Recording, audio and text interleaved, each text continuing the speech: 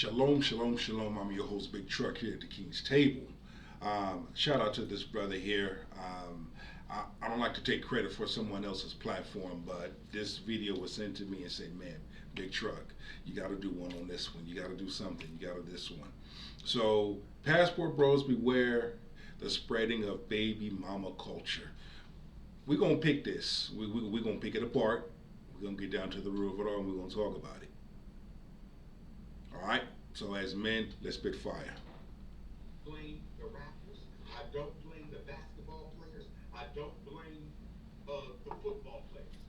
I blame professional black men who have abandoned the black community for life in the suburb. Even if he has a a black wife. Even if he has a black wife, you're still in the suburb, far out of reach of the black boys who need you.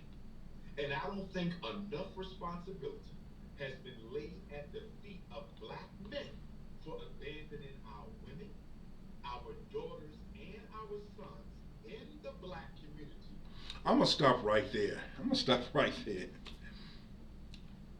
Dr. Omar Johnson, some things I agree with him on, some things I don't. I disagree with him on. I'm going to just keep it one. I'm going to just keep it 3,000 with you.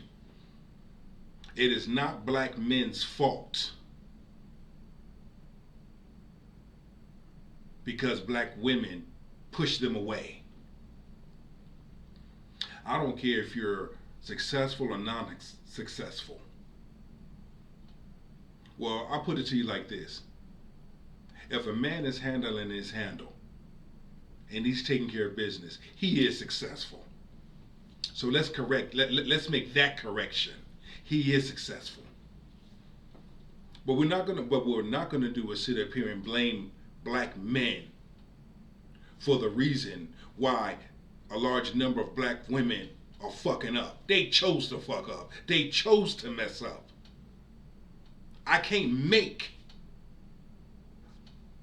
a large number of black women act right. I can share as much knowledge and wisdom as I can, but the choice is still up to her. That woman want to go out there and start twerking in the middle of the damn street. That's her business. She embarrasses herself. You draw to you what you attract. For a much more comfortable life in a white neighborhood. Before I get into what I want to talk about in Passport this video, I want to OG. remind you guys. I'm gonna stop right there. Passport OG, and we're gonna move past forward. He's a good brother. I've taken some time to listen to a lot of his platforms. He's good. I like him. Whenever you get a chance, subscribe to him, and I'm gonna leave it at that. He's real good on speaking truth. So let's get more of this. What do you think the challenge is that women are having, black women in particular, when it comes to becoming a wife? Keeping it 100, Yes. there's not enough eligible black males who fit the needs of black women. Because your damn standards is too high, unrealistic expectations. There are enough, honestly, there are more than enough eligible black men out there. They go to work. They be in places where they don't need to be. They're doing what they need to do. They are humble. Oh, there's a lot. There's a large number of eligible black men single, ready. But when you hear the type of men that a large number of these women are looking for,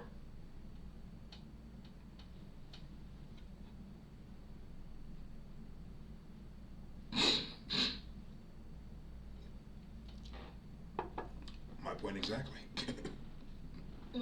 By the time you dissect the demographics of finances, sexual orientation, what you end up drilling down into, because black women tend to want to marry black men. Right. So black women are excelling. They're getting accelerated degrees, graduate degrees, doctorate degrees. They're starting businesses. Black women are running circles around men. Sure. And It's also that shown in research that women want to. and all that is good. I'm so proud of black women for doing all of that. I'm so proud. I give it to you. All that shit don't help you keep a man. All of that, all your accolades, does not help you keep a man. It does not help you keep a man. What does that do for me? That just shows that you went to school, you completed something here and there to get your degrees. I can care. Again, brother asked me the other day, brother Truck, type of woman you looking for, or not looking for, but what you need. I said a woman that can bring sustenance, a woman that can bring me peace, this of love, that knows how to love and ready to love. I can care less about how much money you make, because we can take both of our incomes and multiply it and have more than enough.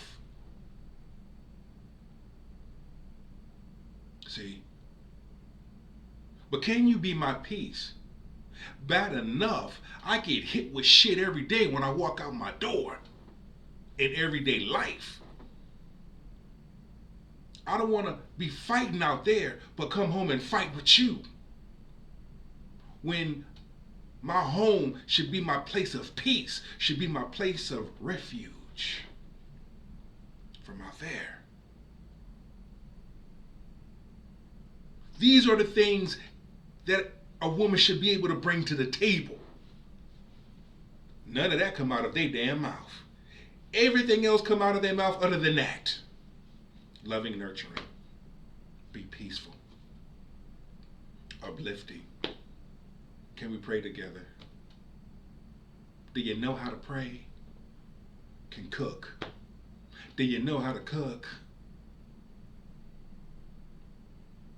Let's not talk about the bedroom department, because all of those things play a part. But no, let's get it. To marry on their same level of financial and educational status. Yeah. So if you're a black woman making $150,000 a year with a master's degree, you tend to want to marry a black man on that same level or higher. But yet, if you don't know how to keep a man, a black man can make that, but he won't choose you. I can care less. See, with a larger number of black women, it's always about the education. It's always about how much money. I can care less about the fucking money or your education. Can you keep a man?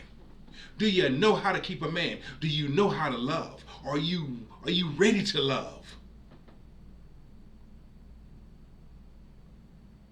To me, that's being selfish. That doesn't benefit me. How does it benefit me? Black women are excelling at such an accelerated rate. How do men keep up with? What do you think the challenge is so that women are having? If you may have heard this video before. My thing is this here, I ain't keeping up with shit. At the end of the day, why would I listen to a woman who can't keep a man give advice? Okay, let's flip it. Why would a man listen to another man who can't keep a woman give him advice? Okay. Broke one of the commandments of being a starlet in Japan, and that is you got to get married first. But we're seeing that there are some places that are not going to swallow the single motherdom whole like America does. And so I'm going to show you an example. And this is Isha Sise. She announced, I think it was just yesterday, that she's a single mother at 47. Now, there are a couple of angles to this. The first angle is she was married. She was married. Now, I'm not sure what happened in their marriage, but for whatever reason, they divorced without having children. And just to get you an idea, she's absolutely stunning. I remember watching CNN several times, and I had to Google her because I was really struck. She's from Sierra Leone, and I think she was raised in the UK, I believe. I'm not too sure about that, but you know, she has a really beautiful accent, very just a stunning woman. And to see her get to 47, never have children, and then become a single mother. Now, the point of why this matters is because she has a nonprofit that's called Women Can Lead Everywhere, right? Or W.E Can Lead or something along that line. And she's mentoring young girls across Africa. You can see I grew up the sense that anything is possible. Quite simply, I believe I can lead. I want to foster that same confidence in other young girls. So serving girls in Sierra Leone and across the continent. And see, that's the thing right there, piggybacking off that brother. Trying to start that movement. Speaking to these women, speaking to these girls, grooming them. It's okay, you don't need no man. Do it on your own. You can do it by yourself. The other one I started taking notice of. Oh, self-love. I'm on my journey. That's just another word for being a 304, really. You want to be out there like that, but you don't want other people to know that you want to be out there like that. So there's a disguise. You see? Going out here speaking, we already see this. Of Africa. So this is a whole group of young girls who have seen, you know, Isha, you know, be their mentor, and as a mentor she does this. And this is very along the lines of what's happening in American culture where we just need the sperm from the guy. We'll take it from there. And you see that's listen to what it's saying. Decided.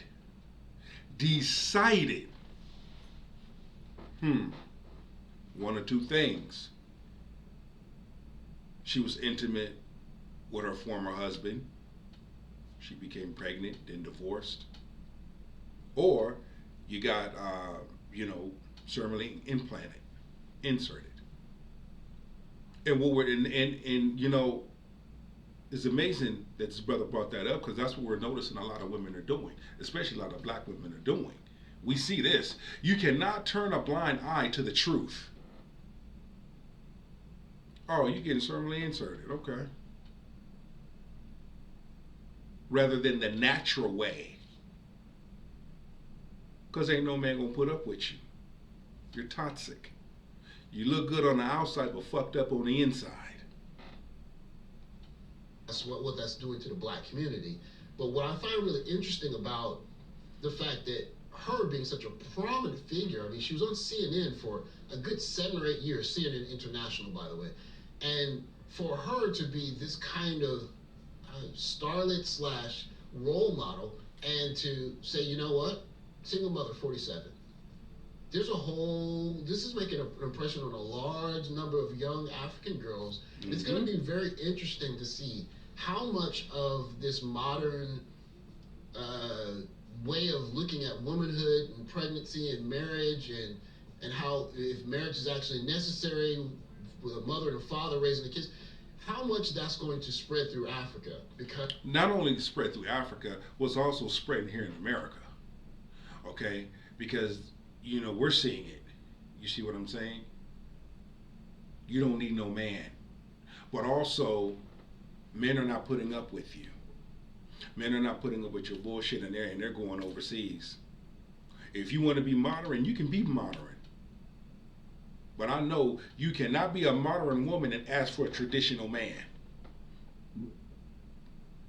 A traditional man is going to be with a traditional woman, not a modern woman. You see? And we're seeing it. We're seeing it clear as day. You cannot turn a blind eye to the truth. And that's what we're seeing with a larger number of men waking up saying, wait a minute, I'm not going to put up with this. How does it benefit me? And you seeing beautiful women. But where are they learning this from? What was her childhood like? She didn't just wake up one morning and say, this is what I'm going to do. And this is what I'm saying, man. We got to get down to the root of it all. We got to get down to the roots and have a discussion, because this has gone bad. This has gone bad. The dating pool and the relationship has gone bad. I don't know. What do you think? Please leave me your comments. And I want to know. I want to know. Until then, men, go live your best life and be great. Shalom.